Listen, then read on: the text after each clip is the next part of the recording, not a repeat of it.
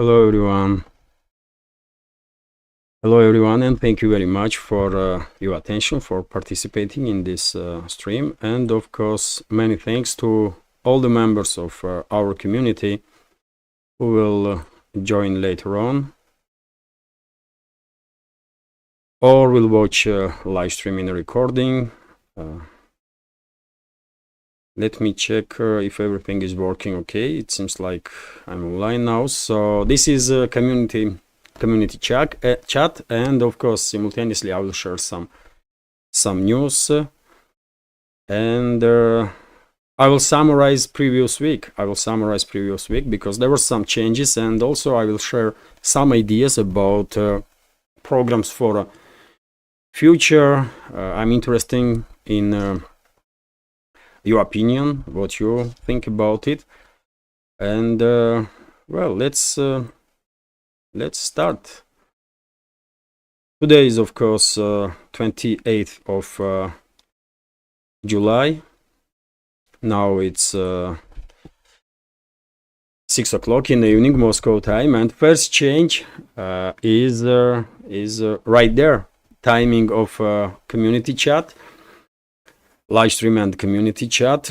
I usually do. I was making these videos 9 o'clock in the evening, but today I decided to make it 6 o'clock because quite often towards evening, late evening, like 9 o'clock, many times I was really tired after all day with this news and all that stuff. And therefore, I hope 6 o'clock will be more convenient and optimal timing for our community, because it is for me. I hope it will work out. And also of course, previous week, by the way, changes in the programming for previous week. I will touch up on that subject, these live streams and the news updates simultaneously. Although, first of all, of course, let me notice that if I receive any questions, as always, by the way, if I receive any questions or if you want to highlight any topic during the streams, no matter it's a community chat on Sundays or it's a news update live stream during the work days, of course I will highlight topic during the live stream, and I will try my best to give you informed opinion, as informative opinion, or answer as I possibly can. And also let me thank, dear friends, all the members of our community who supported my work and this project since previous Sunday during the this past week. And well, many thanks to Maftuli, John, Arthur, James, Elenko, Josie Lane, David, Bersos, that you know, these members of our community supported me through PayPal. And of course, many thanks to Jerry Kogan, Malina, and Carlos Gaspar that supported me through Boosty. And I want to welcome also a new member of our Patreon community,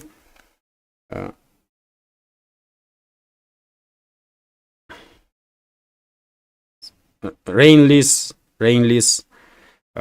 I will not say full name, but because on PayPal and Patreon, if I don't have permission, of course I will not say full name.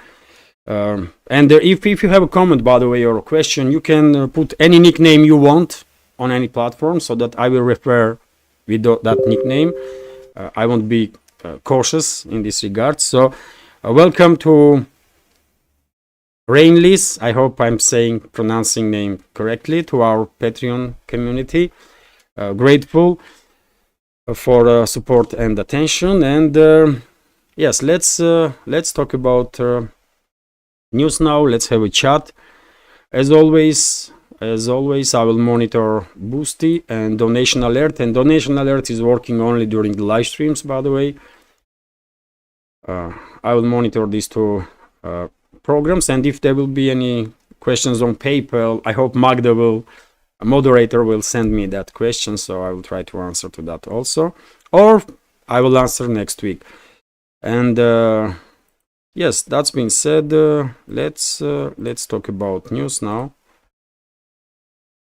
And first of all, as always, when I start work, my first post is on Telegram. Always greetings to members of our community, and then I share this information that Russian Foreign Minister Sergei Lavrov had a meeting with the Malaysian Prime Minister.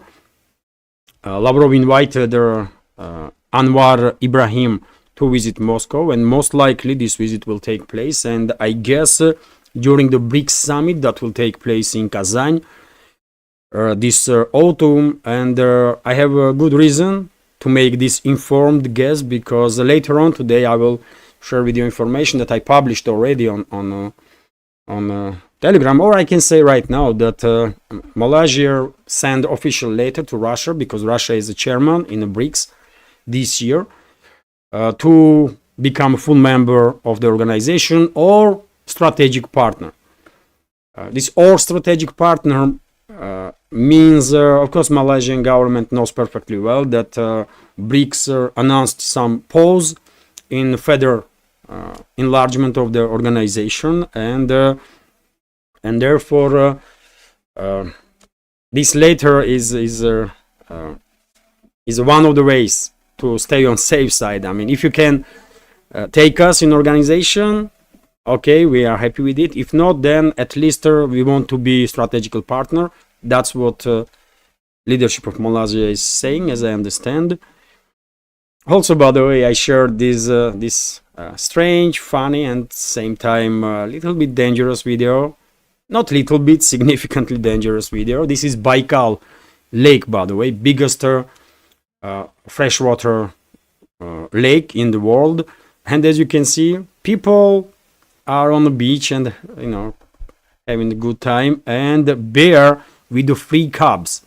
Also, it's so hot there in far east of Russia that bear and 3 cubs also went to have a good time. And it is good that this mother bear did not feel threatened or anything, did not think that her cubs were in any danger. Otherwise, wow, this is bears, by the way. They might look very cute, and they do, but they're extremely dangerous animals, of course. But interesting video, isn't it? Also, of course, I shared information on Telegram about Israeli bombings of Lebanon as a retaliation for alleged Hezbollah strike on stadium in Golan Heights, which is a serious territory, which is occupied territory by Israel. And information is that, well, Hezbollah is denying all these claims from Israel that Hezbollah missile targeted this place. As I understand, the position of Hezbollah is that it was an Israeli air defense missile that failed into that football field area, which killed 12 people and injured dozens more. And as a retaliation, Israel conducted these strikes on Lebanon. Number of settlements were targeted. Allegedly Hezbollah positions in those settlements. And also foreign minister, as I said in the first update today, foreign minister of Israel stated that country is very close to full-out war with Lebanon or Hezbollah. But yet again, I will reiterate that I don't think IDF is in a position to conduct, to hope for success in all-out war against Hezbollah, despite air supremacy. And therefore, if US will stay out of this conflict, then probably the statements will stay as statements, and there will be no full-scale escalation, full-scale war between two sides. But if US will get involved, and if Netanyahu and his government has some promises from Washington that US militaries will fight alongside Israeli troops, then of course things may that's a whole different story, and things may of course escalate big time, which is very unfortunate, because the last thing Middle East needs now is another full-scale war. But that's for sure. And let's go through chat, and I see a question. Dave H is asking, was there cholera outbreak in Ukraine? Yes, as far as I know, according to reports that I see, in Kherson region, by the way, in Kherson, Nikolaev region, among military personnel of Kiev regime troops, there was outbreak of infectious disease, that was cholera, according to some reports that I see. Although, of course, I'm not there, and I cannot be 100% certain about it, but media definitely reported about outbreak of cholera in Ukraine, and I was somewhat surprised to hear about it, because it's I don't think it's a usual stuff for southern Ukraine to deal with cholera, although I'm not a doctor, obviously. So yes, answer is yes, according to reports. Yes, there was an outbreak of cholera in southern Ukraine, especially, and epicenter was Kiev regime's military personnel somehow. So and dear friends, before I continue with questions, let me summarize previous week, if I may, because there was quite significant change for channel, for this project, when I started making second news updates during the live stream.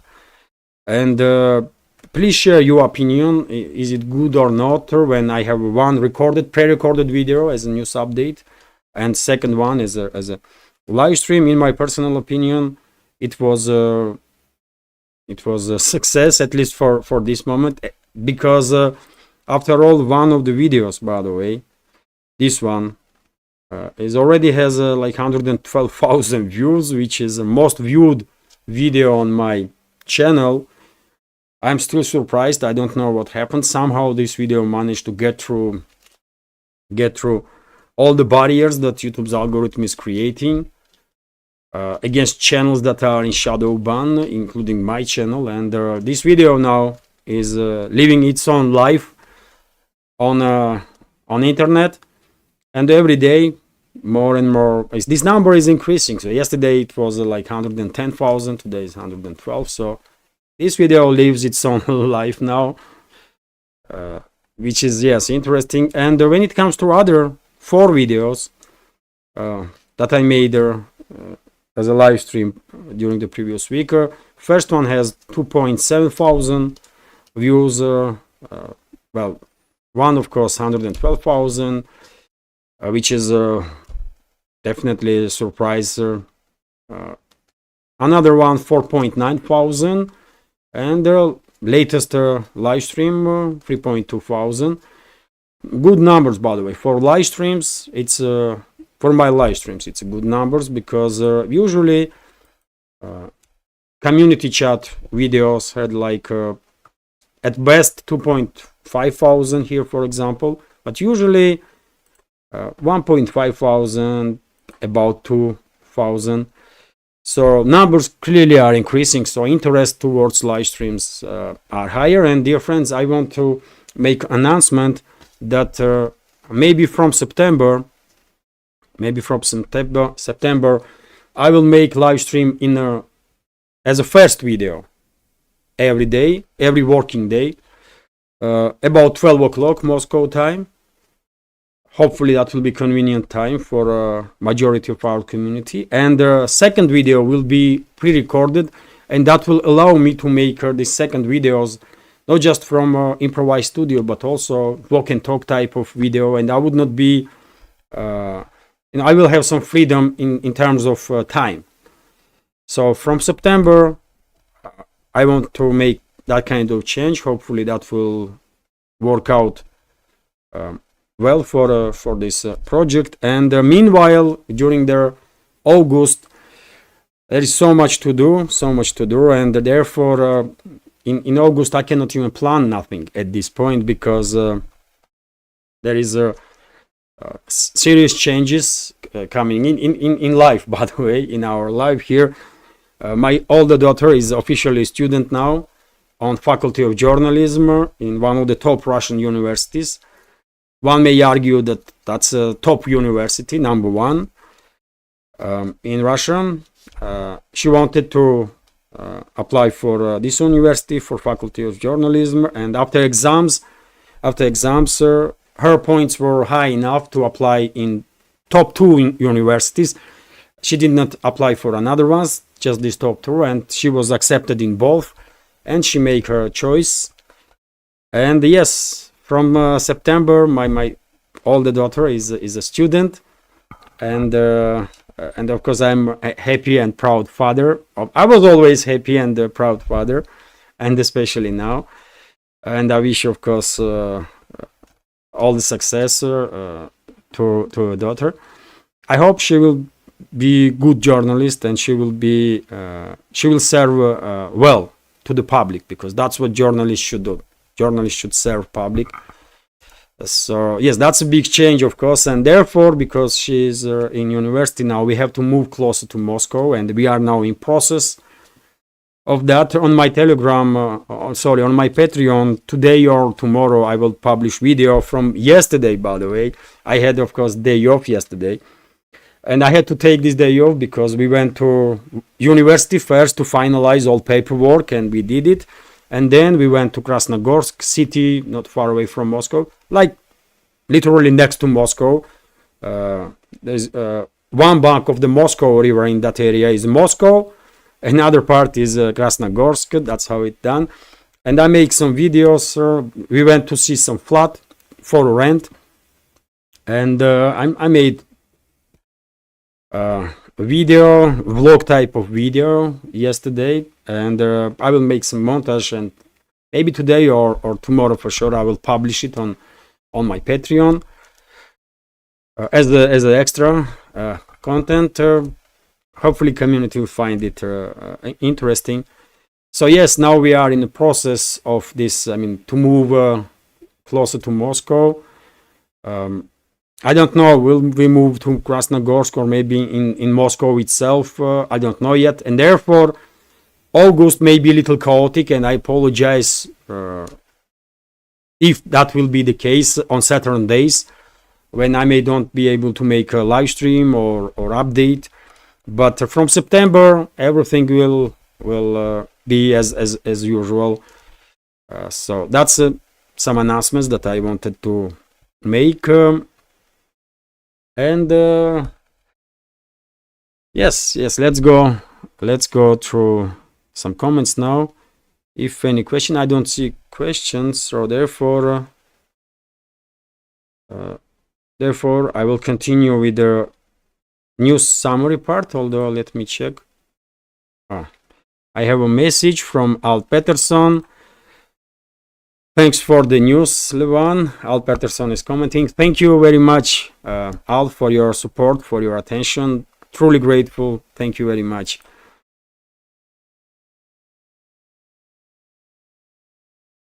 And let's continue, dear friends.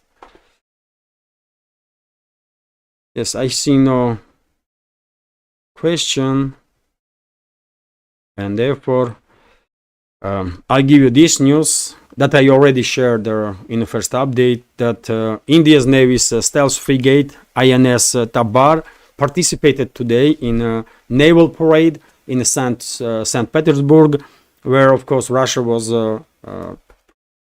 entire Russia is celebrating a Navy Day, Day of Russian Navy, and there was two major naval parades, one in Vladivostok and another one in St. Petersburg. And in St. Petersburg there was not just Russian Navy warships presented, but also Navy warship from India, Navy warship from China, Navy warship from Algeria, I believe, number of other countries. Also Vietnam sent its warship to Vladivostok and participated in a parade there.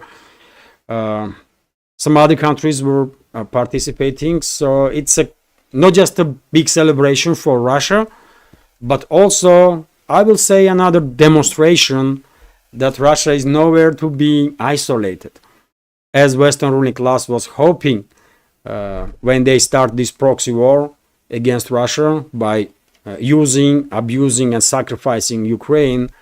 And when they start this sanctions war against Russia, so it's just factual. Russia is nowhere near to be isolated by any means of imagination or any strength of imagination. Then I shared on my Telegram link to first update. This is parade, by the way, some short video. So nuclear submarine there, warships in a parade line, some special forces.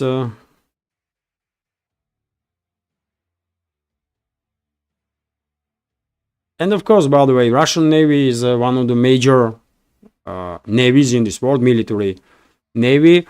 Yes, one may argue that US has the most powerful navy in the world, and there is point in that claim, 100%. Chinese navy, by the way, is getting bigger and bigger on year-on-year base, and according to some reports, China has even more warships now than US. Although US has 10 or 11 aircraft carriers that some may say are obsolete in this for this time when long-range cruise missiles are developed. And yes, it is it's not pointless claim, but still these striking groups, aircraft striking groups of US are forced to be reckoned with, undoubtedly. So therefore, yes, maybe US Navy is number one, Chinese Navy number two, or vice versa, but Russia's Navy is also in top, somewhere there, 100%. Maybe Russia don't have as many warships as US and China, but Russia does has very capable warships. After all, Russia's Navy is only one that are armed with their hypersonic long-range weapon systems. No other navy in this world has such capabilities, I believe, which is also something to take in account. So,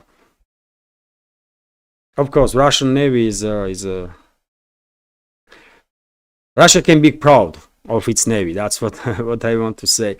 Then, dear friends, a statement about Nikolai Patrushev, Russian president's aide, made statements that talks of negotiation between Russia and Ukraine are tactical ploy.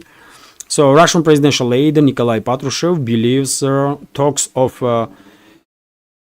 cessation of hostilities from Kyiv regime side are a ploy for respite, as Moscow has their upper hand aimed hostilities. He added that Kyiv regime is not doing anything to purse real and meaningful negotiations, and he definitely has a point here. Patrushev, we did not see any meaningful step from Kyiv regime towards ending hostilities. And just the statements, empty statements of Zelensky recently that negotiations should take place between Kyiv and Moscow, and also empty statement from Dmitry Kuleba, foreign minister of Ukraine, that he made during his visit in China about negotiations. They mean nothing. Without concrete steps, of course, those statements are meaningless. And I see questions here, so I will read it now. And sorry, dear friends, if I miss any question.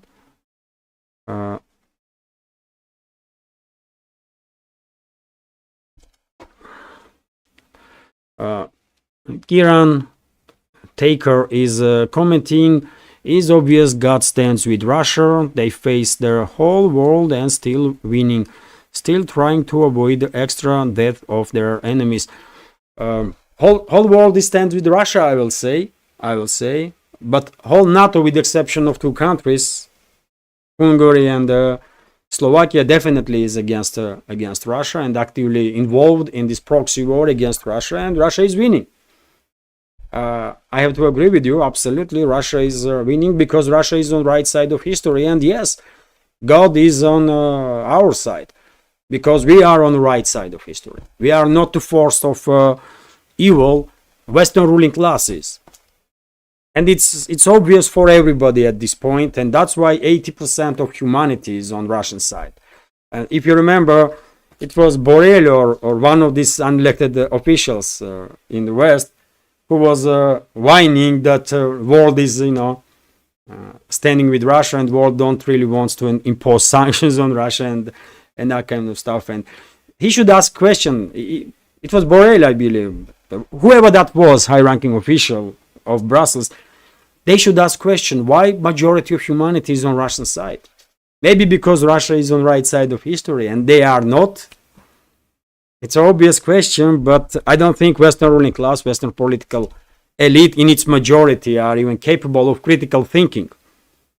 Because they see themselves as some sort of, I don't know, rulers of this world, and I don't think they can even allow that they might be wrong. So I agree with you absolutely. Russia is winning this proxy war that Western ruling class is waging against Russia. Nikos Kian125 is asking, Levan, I just asked the Duran if Russia is okay with winning in Ukraine, but continue to be condemned in history by liars. They said that lies are dropping. What do you think? If you're asking how this conflict will go down in history, if that's your question, if I understand correctly, then I have no doubts that after 50 years, after 100 years, history books will write, at least in outside of Western world. Rest of the world will remember this conflict as a proxy war that Western ruling class, collective West, was waging against Russia and lost it. That's how history gonna remember this, and all these lies that Western ruling classes and Western propaganda is pushing is definitely crumbling. Western propaganda is losing, and losing big time in the world's scale. In the Western world, yes, unfortunately, majority of public, I'm afraid, is still under this heavy propaganda of this Western political elites or so-called media, but rest of the world, by the way, has alternative means of information, and therefore they can judge, they can judge where is the truth. They can check this information and that information and another one, and that's why world is stand with us. But and hopefully well-informed number of well-informed people will increase in the Western world also, because look at our community.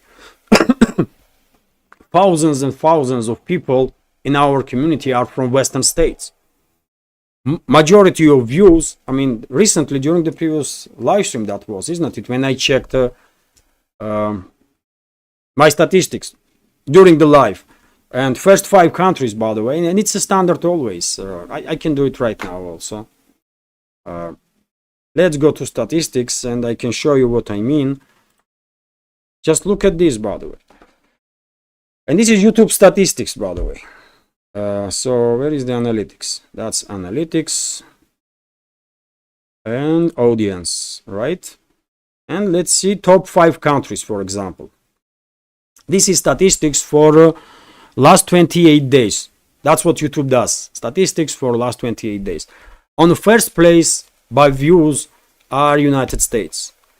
On the second place, and United States has like 22.3%, right? United Kingdom 16.9%, Canada 8.8%, Australia 7.4%, South Africa 2.7%. So first four countries in top 5 are from major Western countries, right?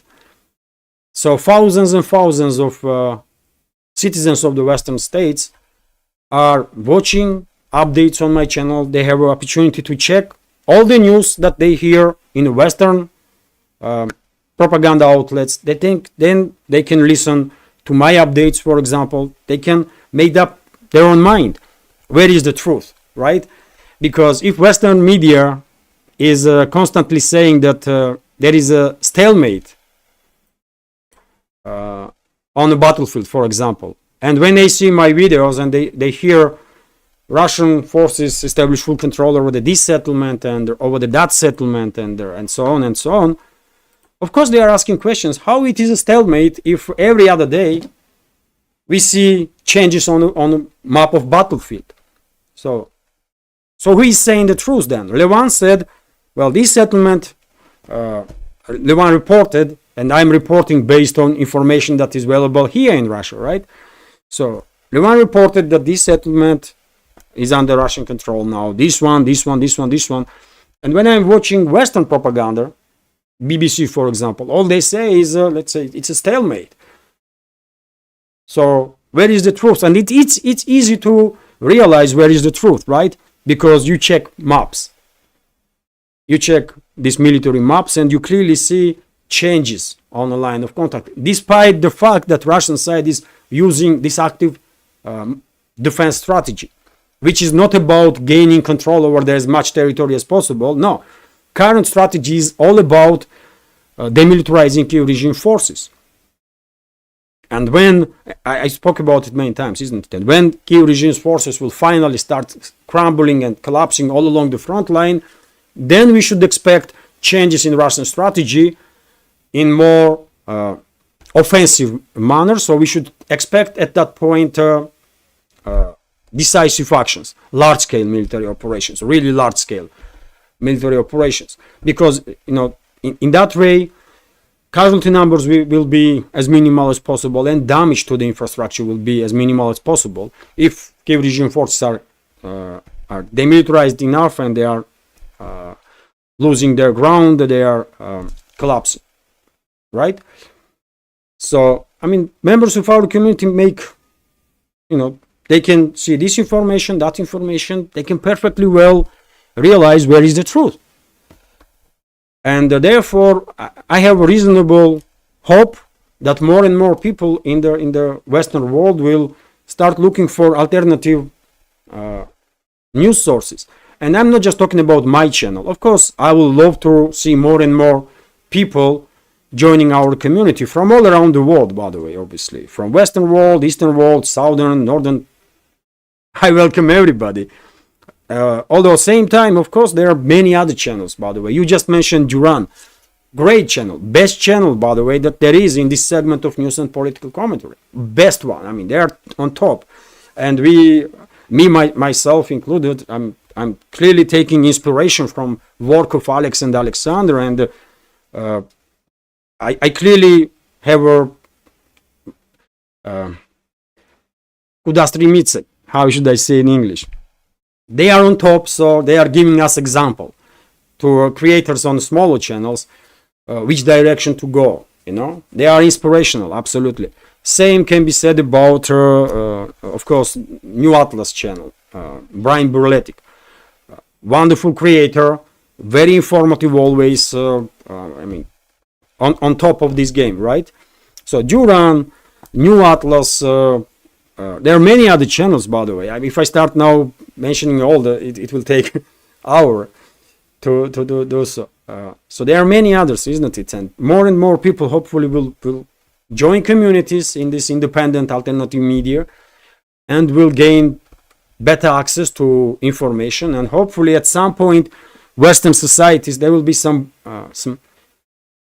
crucial change in the mindset of Western societies when they realize that, you know what, we've been all lied for years and decades, and these guys that are pretending to be elites here and pretending to serve us, our interests, they're definitely not.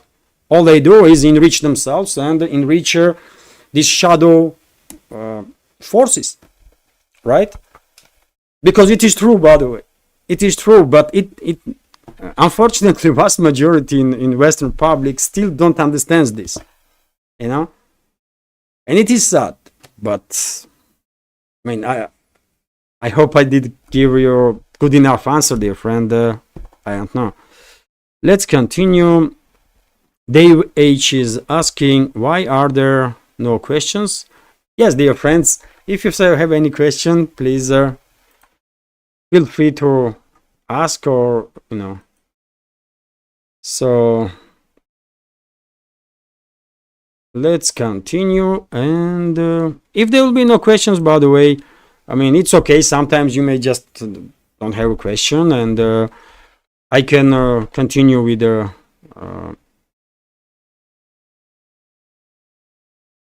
my posts on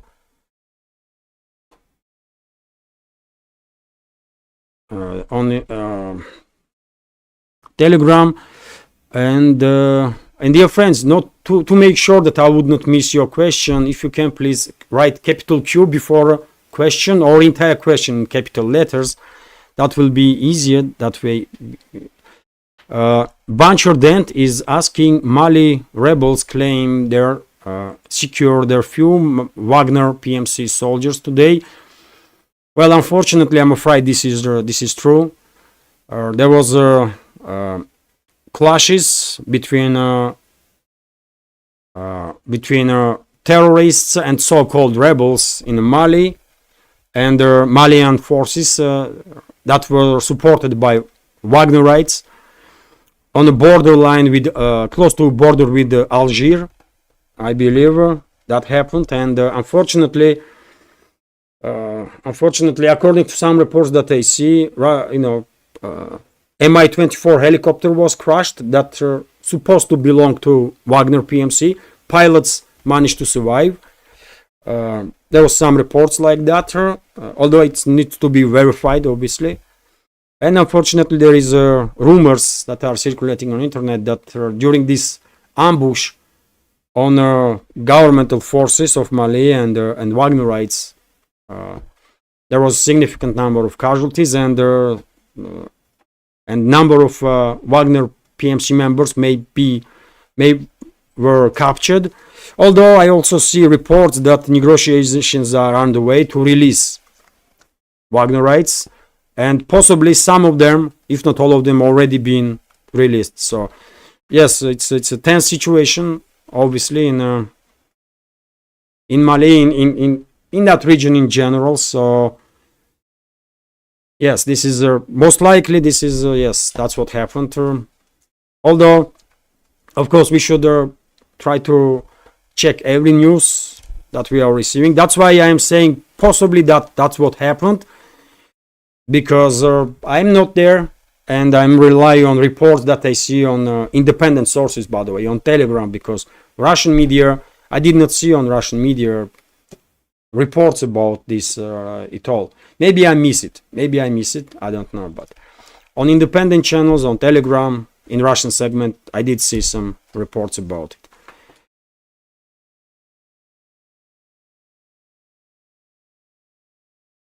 John Dickinson. Hello, John. Glad to see you during the live stream. John is, of course, veteran of our community. And once again, dear friends, thank you all for your attention and for participating in this stream. And John is commenting, Levan, did you see the Russian 2021 video mocking Walk Olympics? No, unfortunately, I don't. But wow, this Olympics, by the way, in France, that was something, isn't it? I did not watch it. I don't want to watch it, but just a little fragments on YouTube and the Telegram, and wow, and this was world is shocked, I guess, and only organizers already apologized.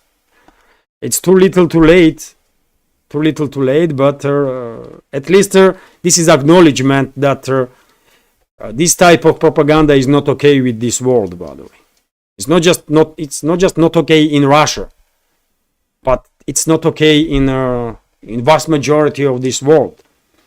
I mean, globalists are in a position to enforce this craziness on Western states, but the rest of the world is not taking this nonsense, man. No.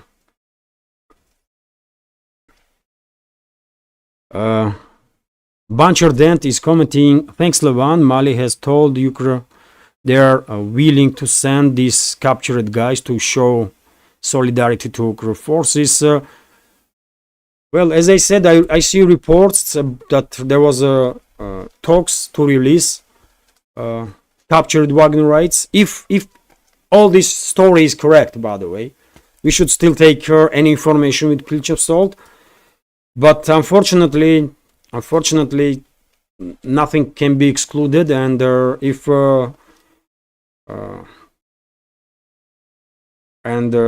yes, theoretically, it is possible that these terrorists that are operating on Mali soil, I would not call them rebels, by the way, they are terrorists.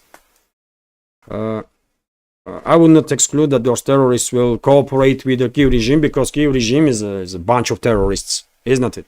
They are a bunch of terrorists. So, as a terrorist, they may find out common ground, and some captured Wagner personnel may end up in the hands of Kiev regime terrorists, this terrorist Kiev regime. But let's hope it will not happen. Let's hope these negotiations that are taking place will be successful, and all Wagnerites, and we are not talking about like big number, by the way, it's just a few individuals as far as I understand. Hopefully those people will be released. But yet again, nothing can be excluded.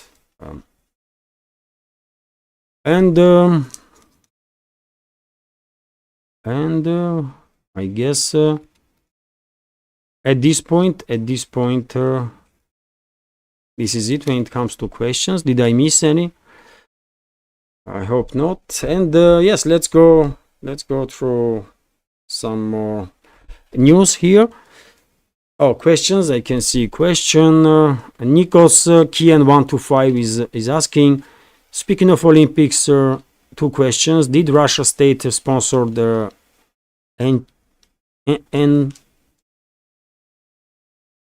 did Russia state sponsor the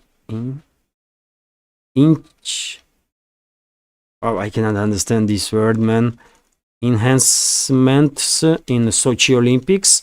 I guess you are talking about doping, right? And second question is, what happened back then? Was too younger. Their second is Russian participating in 2024 Olympics. Well, when it comes to Sochi Olympics, there was an investigation, isn't it, from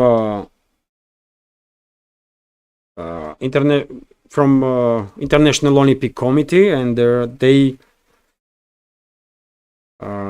as far as I remember, by the way, they claimed that some Russian sportsmen used drugs. I remember a story of one skater, isn't it, female skater, that was on medicines. Young skater that was on medicines, and she I mean, this sport can cause some physical harm to people, right? And during the recovery, the sportsman was taking some preparates she did not know, as far as I remember, that it was banned by Olympic Committee, and therefore she was stripped some medals. That was the story, isn't it? And when it comes to government involvement, I'm quite sure, I'm 100% convinced, by the way, that Kremlin did not order it to nobody to do some drugs or doping to enhance the performance. I'm 100% convinced on that, because it's stupid. It's just too stupid, right? And Kremlin don't operates that way, man. And I mean, if Kremlin was operating that way, then Russia will be in a very different place right now, isn't it? And therefore, I'm 100% convinced Kremlin has nothing to do with whatever had happened with this doping stuff. But I would not exclude that some officials somewhere among organizers or maybe something happened there. And if it is true, then most likely those people will never ever get closer to sportsmen. Quite sure about it. That's when it comes to first question, because it was a bad look, right? Bad optics for Russia. And if I was Russian president and I find out that somebody somewhere did some crazy stuff, and therefore now Russian teams are looked at as cheaters, oh, that's a big deal, by the way. And therefore I will make sure that those people that were involved in some dodgy dealings, if there was such a case, I will make sure they will never ever get closer to sporting arena. Not just to athletes, but to sporting arena, man. And they will be very lucky if they will not end up somewhere in Siberia for life, in Siberia forest for life, to make atmosphere a little warmer. That's what I would do, by the way. But I may be, maybe too demanding, but I believe Russian leadership will definitely not tolerate nobody. Maybe with lesser punishments, but they will not tolerate nobody that was involved in that possible some dodgy stuff, man. That's the first part of the question. And when it comes to second part, is Russia participating in 2024 Olympics? No, officially Russia is not participating, not Russia, not Belarus. Although some sportsmen, some individual sportsmen in Russia participating in Olympics, although they will participate not under Russian flag but under neutral flag. So if they will achieve any success, let's hope they will, by the way, achieve success. I wish them luck, but it would not count as a success of Russian sportsmen. They will participate as a neutral sportsmen. And some people are criticizing those citizens of Russia for participating in Olympics when Russian team is banned and when Russian flag is banned and all kind of nonsense is happening. But I'm not going to criticize nobody for participating in Olympics, even if it's these crappy Olympics, by the way. And we all see, I don't see, but we all see fragments at least of those openings ceremony, man. It's a shame, man.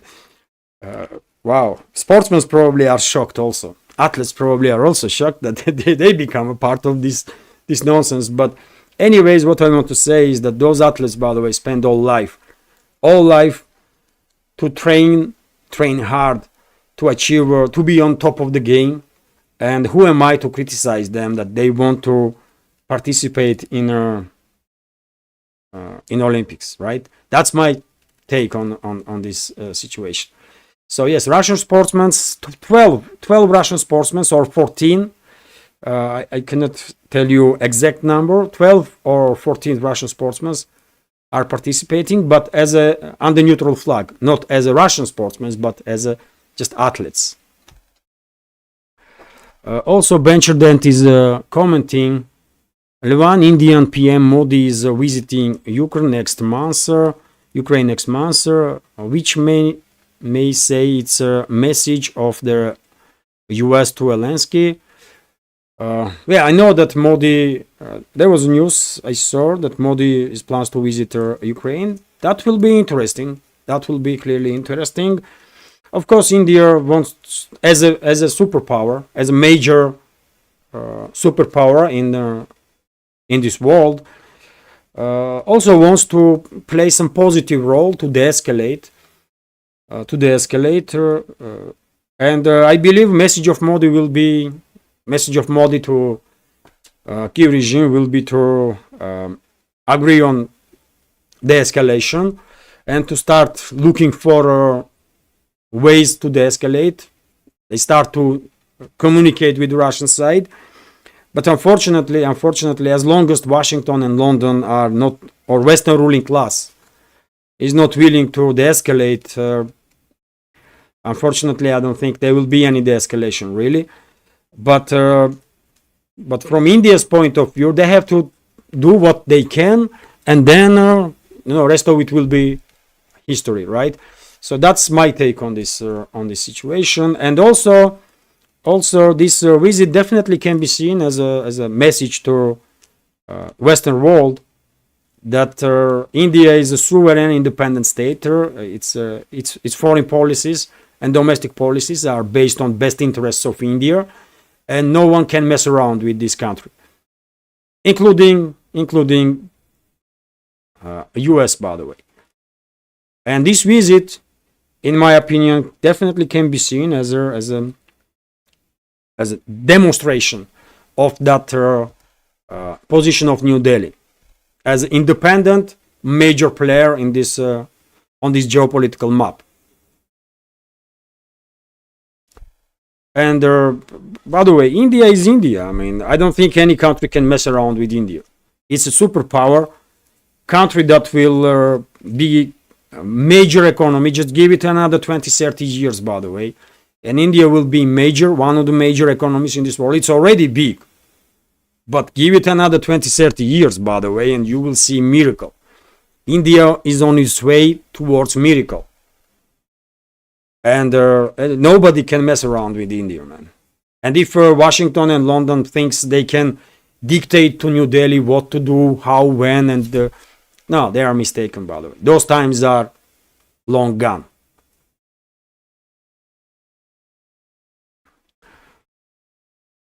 Also, question from Venture Denter. How are Houthis able to show Israeli strategic location and their airports? It's Hezbollah, isn't it? Did Houthis also fly drones? Recognition drones over the Israel? Maybe I missed it. But Lebanese Hezbollah does flies drones over the Israel, and they show several times videos of points of concentration of Israeli air defense systems, some strategic centers, and so on. And well, it's a Hezbollah, by the way. When I'm saying that IDF alone is unable to defeat Hezbollah, it's not even conversation, by the way. IDF cannot defeat Hezbollah. Hezbollah is an immensely powerful political and military movement. It's like you cannot compare Hezbollah to any other group that exists in the Middle East, and they have very serious capabilities. Including modern intelligence means and means of delivery, long range means of delivery. When it comes to Houthi rebels, by the way, I mean, they demonstrated their capabilities during this active phase of civil war when Saudi Arabia, United Arab Emirates, and many other countries that are equipped to the teeth with Western weapons try to defeat Houthis for 9 years straight, by the way, and they were unable to do so. So Houthis definitely are a very capable force, but yet again, I mean, you cannot compare Houthi rebels with Hezbollah, by the way. Hezbollah is like the different level in this regard, and I don't know if Houthis really managed to that came as a surprise to me, if Houthi rebels managed to fly drone over their Israel and do some intelligence operation in this way. I know Houthi rebels launching drones and missiles towards Israel, but to launch a drone and gather information, that's a whole different operation. So.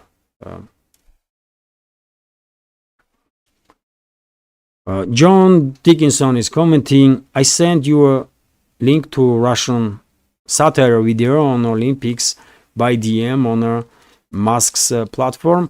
Oh, thank you. I will check out the live stream. Thank you, John. Thank you. I mean, from now on, by the way, I mean, who's gonna take Olympics, especially Paris Olympics, by the way, seriously? I mean, this is not funny, but I mean, you're not gonna cry about it, isn't it? I mean, it's a tragic comedy. It's a tragic comedy what has happened, and I don't have words, man. It was disgusting what organizers of Paris Olympics did. I mean, it's a mockery of everything that humanity should stand for, you know. And it was mockery of everything that Olympic movement should stand for. I mean, this is insane. Absolutely.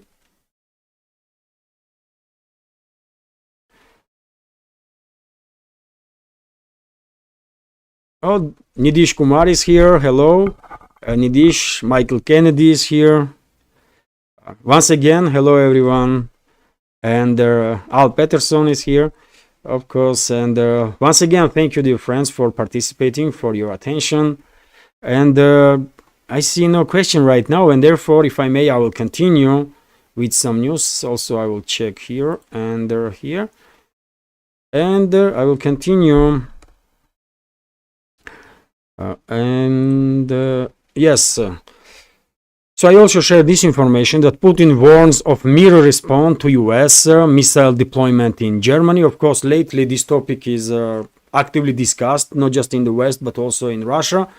US, according to reports, plans to deploy long-range missiles to Germany, into Germany. And this is the response of Russian president, for example. Today, during his speech, when Russia's Navy Day was celebrated.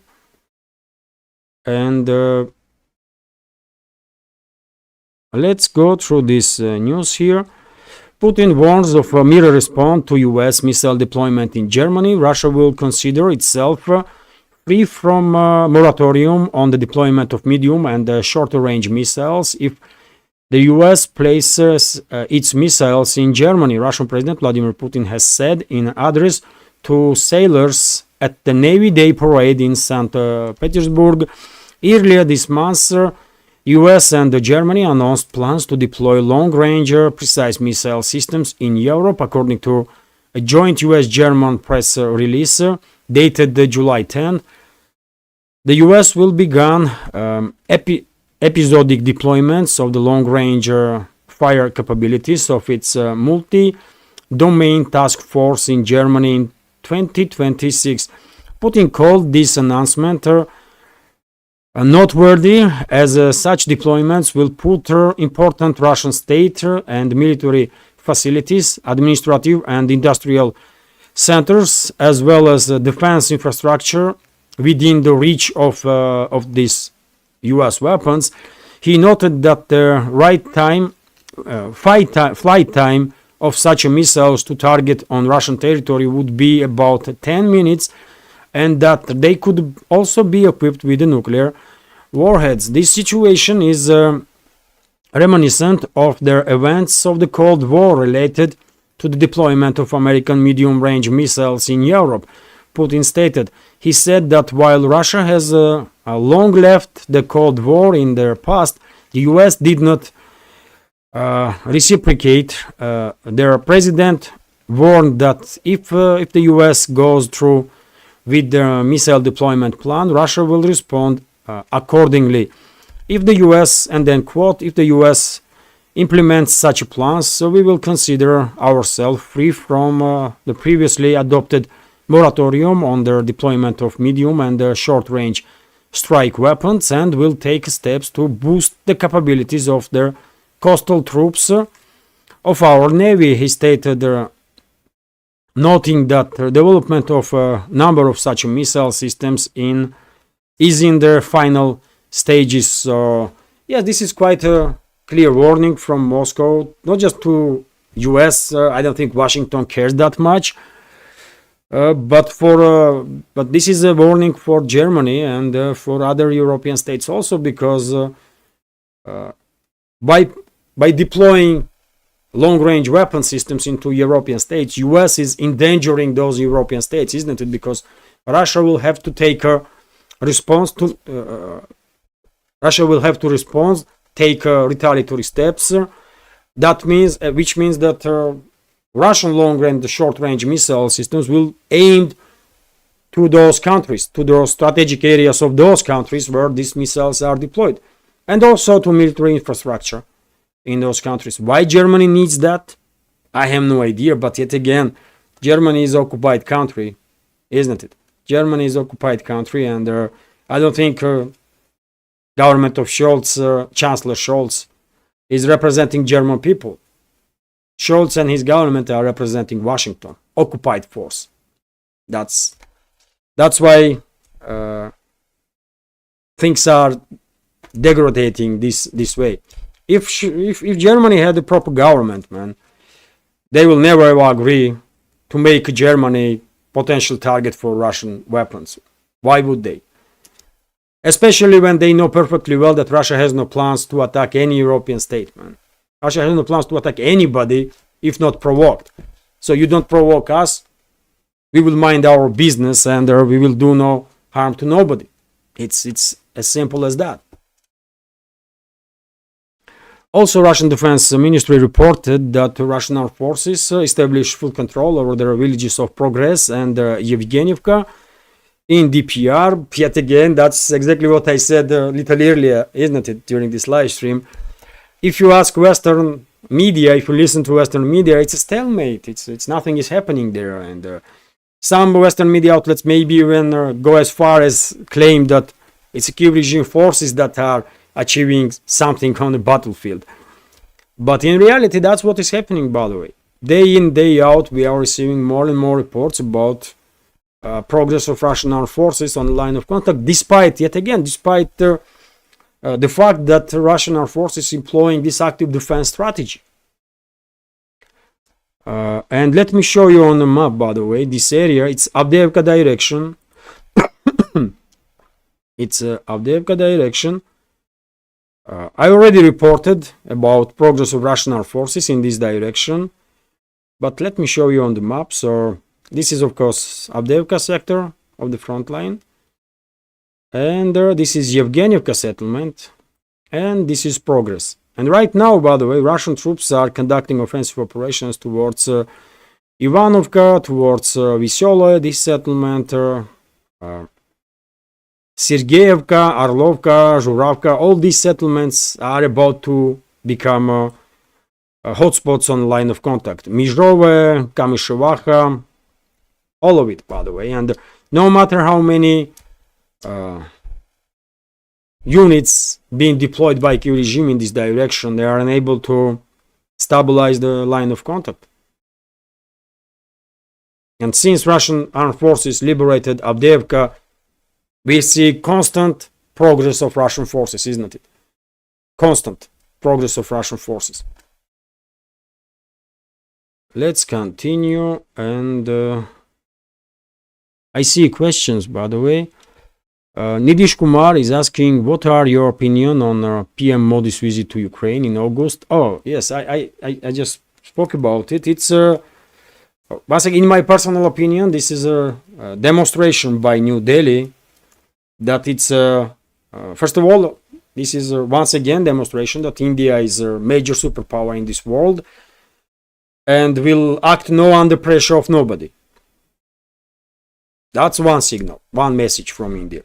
Secondly, as a major superpower in this world, India has its own view on major developments, and when it comes to Ukrainian crisis, India always was for de-escalation, always pushing narrative to de-escalate. India was very clear on that, and as a neutral state in this conflict, although I will say, by the way, India is of course a friend of Russia and strategic partner of Russia, but politically speaking, India is trying to play this neutral role and play side that will push for de-escalation, and therefore I believe in Modi's visit is demonstration of that. And the main message of Modi to Kiev regime will be to take practical steps to de-escalate, which means that Modi may don't say to Kiev regime directly that, you know what, you have to be realistic here and take a proposal from Vladimir Putin before that proposal is open. Otherwise, you're gonna lose big time, much. You're gonna risk everything. Of course, Modi will not say this directly, but probably Modi will recommend Kiev regime to take practical steps towards de-escalation and take objective reality on the ground as a basement on which Kiev may form its proposals, because until for now, Kiev regime and Western ruling class was trying to promote this Zelensky speech formula, which is nonsense, total nonsense, and no serious people can ever take seriously that nonsense, right? So that's gonna be message from India, in my personal opinion. And of course, Modi will call both sides, Moscow and Kiev, to de-escalate, understandably so. And Moscow is ready. High-ranking Russian officials said many times that Moscow is ready for meaningful negotiations. And I think Russian president's recent proposal, peace proposal, and the roadmap is still open. I think so. Although as time goes by the way, of course, that window is closing.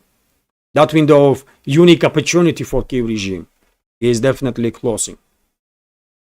So it's a good move from India. It's a good move from India, and once again, demonstration that India is a sovereign state, major power in this world, and nobody can dictate to India nothing. Nobody can mess around with India, which is correct and which is wonderful, by the way. I like India. I see India as a friend of Russia and strategic partner of Russia, and therefore stronger India will get better. That's my take on it. So, Bencher Dent is commenting, Levan, news are that Iran is very close to making weapon-grade nukes. How do you see it in the long run?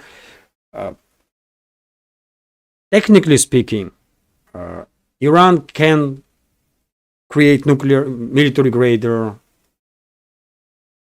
fossil, right? Fossil or fuel. Iran definitely can enrich uranium towards on the level of military grade. It's factual, but I don't believe Iran is working on nuclear weapons. I truly don't. They can make nuclear bomb if they want to. They can do it. Scientifically, technically, with the capabilities, they can do it. But I don't think they are making nukes, by the way, because it does not make any sense. Nuclear weapons in current situation don't make Iran any more safer.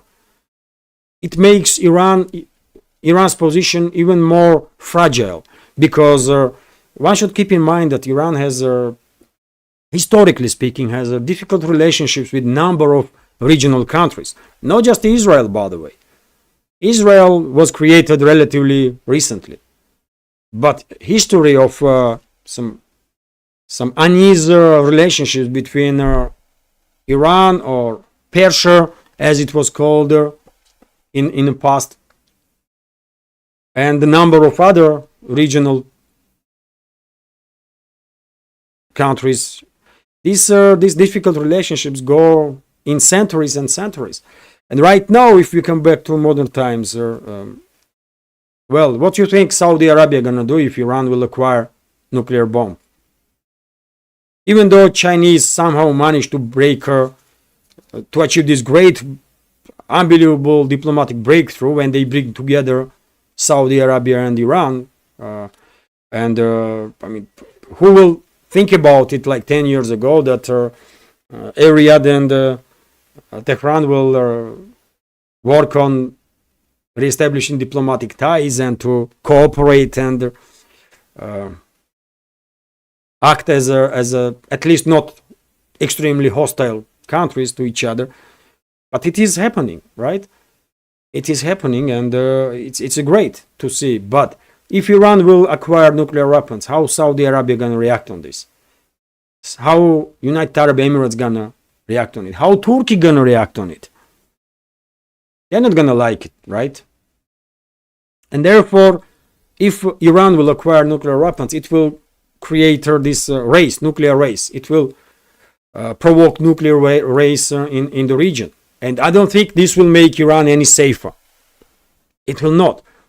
So therefore, I just don't see why would Iran risk it. It don't make any sense. It's much easier for Iran to sign up an agreement with Russia, about military cooperation and bilateral support in case of foreign aggression, and that's it. Iran is secure, isn't it? It's much easier, much better, isn't it? And I believe Moscow and Tehran are working on something like that. So therefore, even if Iran is technically ready to create nuclear bomb, I don't think they will. And after all, there was it's banned, by the way. Iran's supreme leader banned work on nuclear weapons. And because Iran is not secular country in traditional meaning, I mean, supreme leader is a leader of the country, right? It's a theocracy. Therefore, until supreme leader will say it's okay to work on this program, I don't think anybody will dare to go against supreme leader's wish and work on nuclear weapons. That's also point, isn't it? So that's my take. It's on the situation. Yes, rumors are. It's not rumors, by the way. It's factual. Iran can enrich uranium up to military grade, and also in experimental reactors. Iran can collect some plutonium as a byproduct of the work of certain type of reactors. So Iran probably already has some volume of plutonium, which is also necessary for nuclear weapons, isn't it?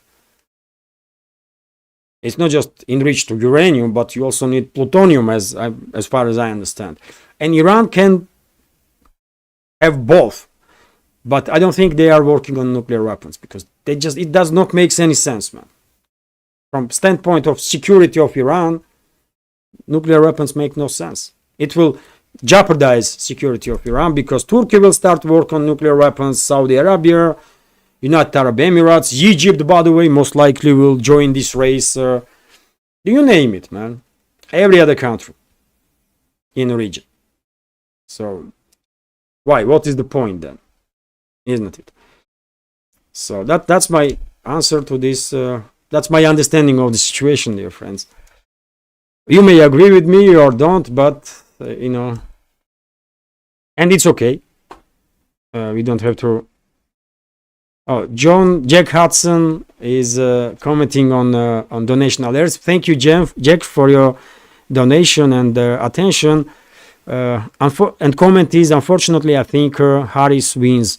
Their decline of their empire will continue. I feel sorry for those rising little children. They are indoctrinating their youth with their things like you see at the Olympics. Thank you for your comment, Jack. Well, really, I mean, does Harris really has chances to win? That even though, by the way, Trump was a president who further intensified this sanctions war against Russia for whatever reasons, by the way. I think for US, maybe not for the rest of the world, but for US, Trump would be better president because at least conservatives are publicly stating that they are for family values, they are for traditional values. In this regard, I think victory of neolibs will be totally devastating for US, and therefore I don't know how US citizens gonna vote for Harris, man, and risk everything. I mean, I don't know. I really don't. And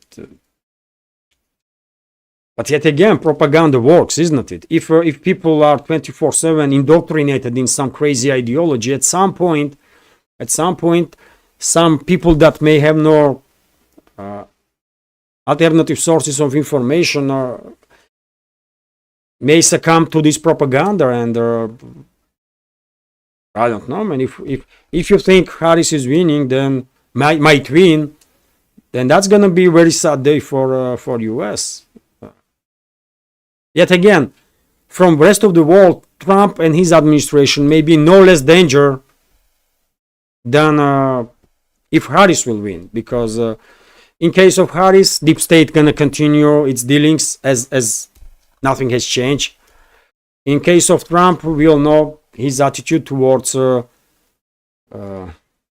Iran, towards China, and that's a risk, high risk. And even towards Russia, by the way, as Peskov mentioned just during the recent comment, yes, it is good that Trump is maybe not as aggressive towards Russia as some other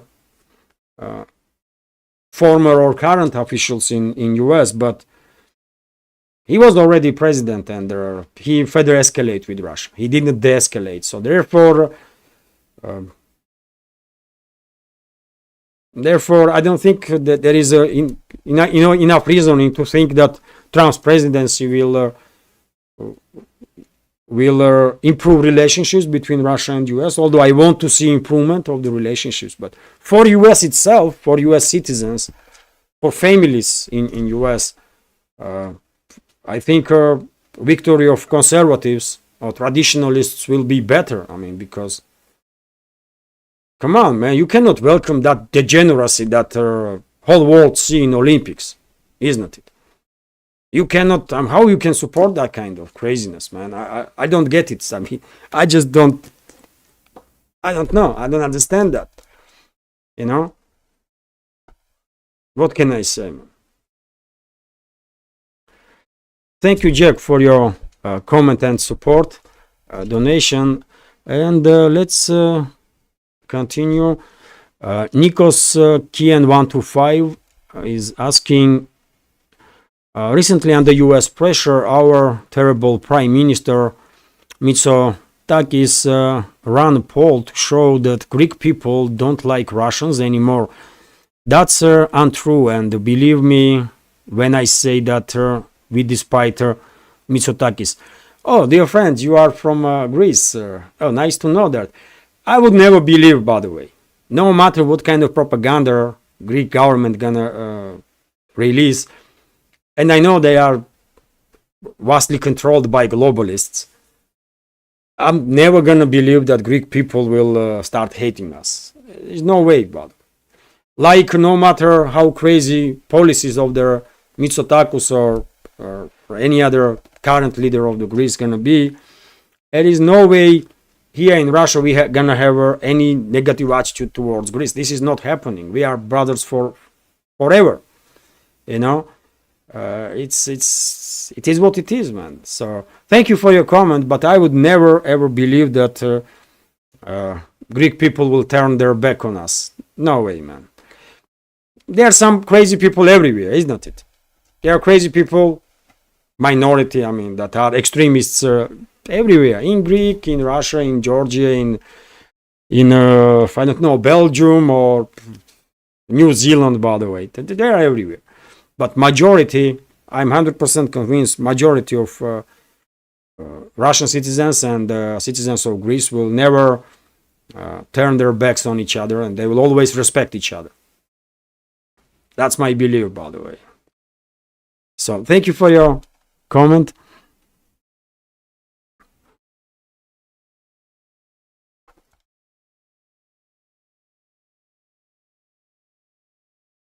Jack is commenting, I don't put anything past these people. I hope I'm wrong. Yeah, I hope so too. I hope so too, dear friend. Because I mean, can you imagine?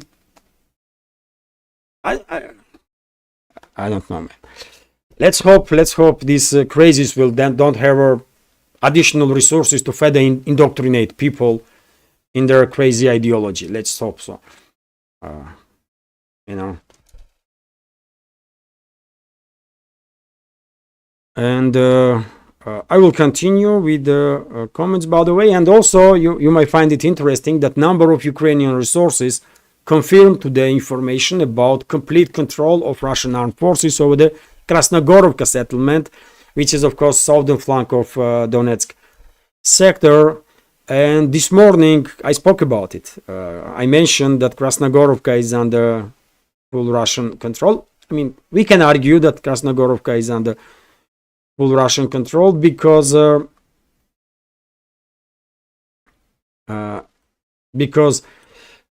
main part of city, I mean this is main part, is definitely under full Russian control.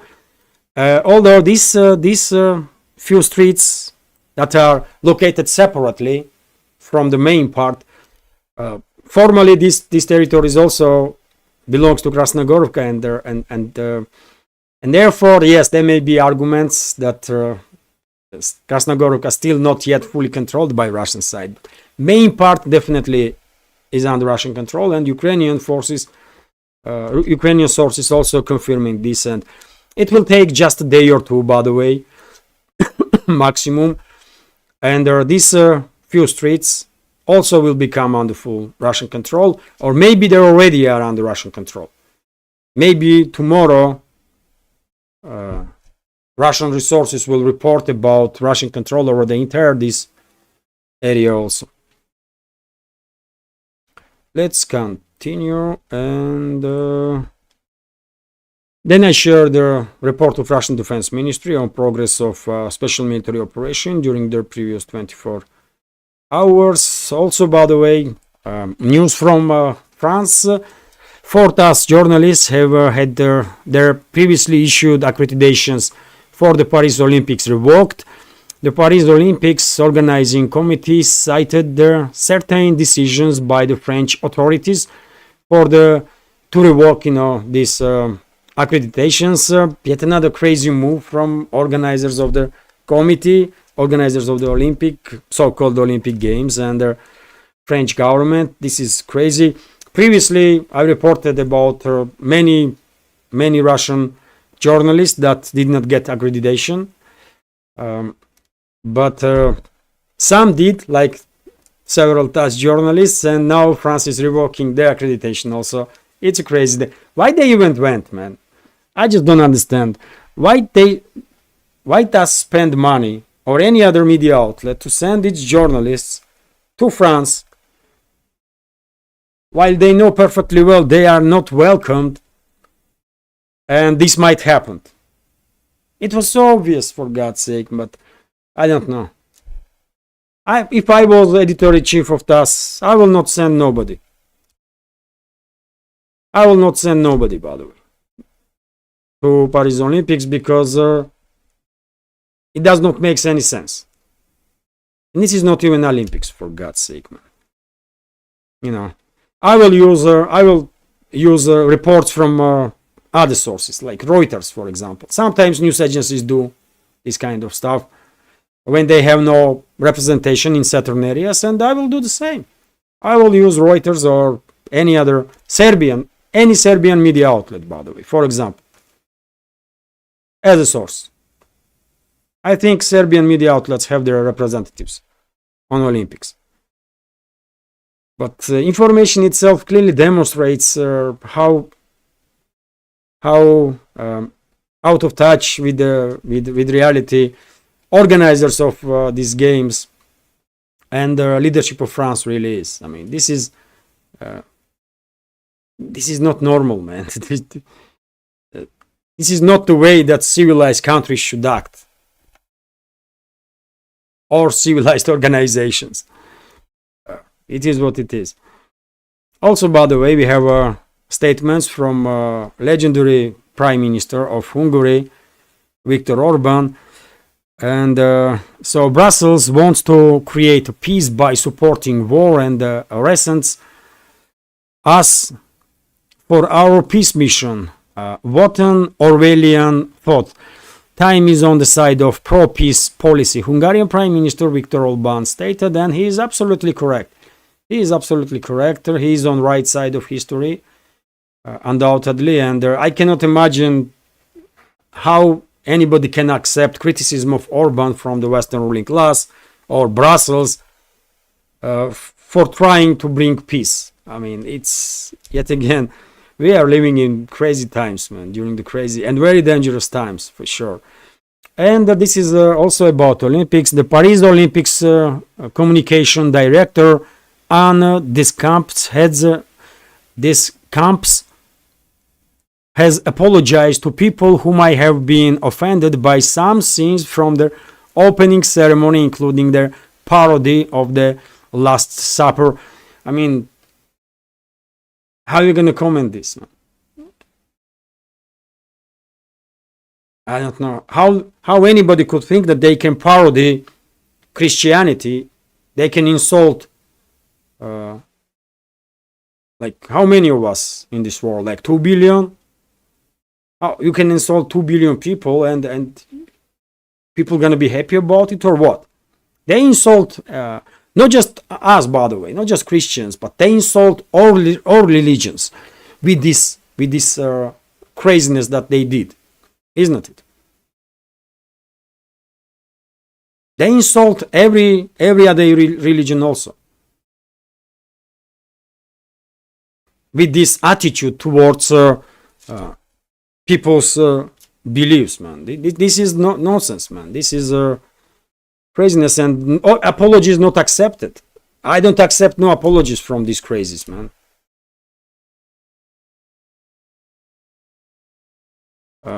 Also, by the way, Jack Hinkle, of course, everybody, I guess, or majority of our community knows, US blogger Jackson Hinkle. He was banned on YouTube. He had a huge following on YouTube, although he is very bigger on Twitter X, on Rumble. He is very active, continues his work, and he shared this photo, by the way. Comparison 2 years from Russian special military operation. This is how Kiev looks, and this is Gaza after 2 weeks of Israeli special military operation. And why is Russia, and Jackson Hinkle is asking why Russia is banned from Olympics but Israel is not. It's a legit question, isn't it? That highlights these double standards that the so-called International Olympic Committee employed. Although, by the way, I want to say that I'm not for banning Israeli team. No, I want to separate sport, culture from politics, and therefore there is no way I'm going to support ban of any country or athletes from any country to participate in any events. That's my take on the situation, but question is clearly legit. Why Russia was banned? Why Belarus was banned? I mean, and their motivation was a special military operation, isn't it? That's why they banned Russia. And with that logic, I mean, Jackson Hinkle is clearly asking a legit question. If you are banning Russia for special military operation, just be objective then. This is central part of Kiev. After 2 years of special military operation, this is central part of Gaza after 2 weeks of Israeli special military operation. You banning Russia and you are not banning Israel. I mean, International Olympic Committee, you are a joke. That's it, man. And that's what is Jackson Hinkle is demonstrating here in my understanding.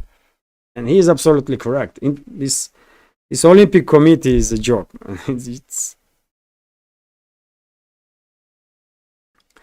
And yes, then I shared link to live stream, and also after that this information that I already mentioned, that Malaysia has sent a letter of application to Russia to join the BRICS. Prime Minister of Malaysia Ansar Ibrahim stated Malaysia has sent a letter, and this is quote, by the way, sent a letter of application to Russia as the BRICS chair, and has expressed its openness to participation as a member country on or strategic partner. The Prime Minister's office said in a statement, which is great, by the way, which is great. Of course, Malaysia can further increase popularity of BRICS if Malaysia will join BRICS. But yet again, and I believe Malaysia is ready, by the way. Economy of Malaysia is on doing well, and country itself is crucial in the region, isn't it? For many reasons. And of course, it will be a big deal if Malaysia will, and when Malaysia will join BRICS. But yet again, I remember a recent statement of Foreign Minister of Russian Federation, Sergei Lavrov, and he said that for some time BRICS will take a pause to make sure that some topics will be worked out inside the BRICS, and then BRICS will continue its enlargement, and maybe during the Kazan summit of BRICS we will see new members in organization. Although, by the way, anything is possible, isn't it? And some countries are much more ready to join BRICS than others, and therefore we may see some big changes.